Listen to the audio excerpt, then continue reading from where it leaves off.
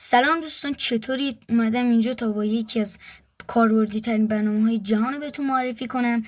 این برنامه اسمش رئال مادرید هستش و شما اون یک تیمی که مثلا مورد علاقتون هست یا مورد نظری رو که دارید میتونید از گوگل پلی یا مارکت یا هر برنامه دیگه نصبش کنید و مختلف هستش این برنامه. هر تیمی که دوست دارید، مثلا منچستر یونایتد، بارسلونا. من تیم مورد علاقم رئال مادرید بود و اینو ریختم و از تمام بازی‌های تیم مورد علاقم خبردار میشم. مثلا توی این ماه این همه الان بازی داره تیم رئال مادرید و امروز هم یکی از بازی‌هاش ساعت 10:30 شب هستش.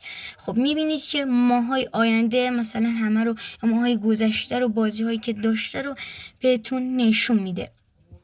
خب و میتونید مثلا امروز رو میزنید که امروز میبینید رئال مادرید با یک تیم بازی داره و ساعت 10:30 شب هستش و روز پنجشنبه و امروز هم نشون میده چه عکسی توی همون اینترنت حالا گذاشته شده نشون میده و میتونید خبرهاشو هم به انگلیسی مثلا توی همینجا بهتون میگه. مثلا نگاه کنید، این خبرهاش رو بهتون نشون میده و جدیدها، مثلا خبرهای جدید هم اینجا همش هستش.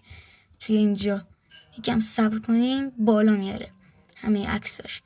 خب و میبینید که چند جای حالا مختلف داره اینجا نشون میده که باز تیممون چه بازیایی داره. حالا اینجا خبرهای جدید و امروز چه خبرهایی گذاشته شده تو اینترنت. حالا اینم که چیز خاصی نیستش. و خب امیدوارم از این برنامه خوشتون اومده باشه و توی کامنت ها هم از 1 تا 10 به این برنامه نمره بدید.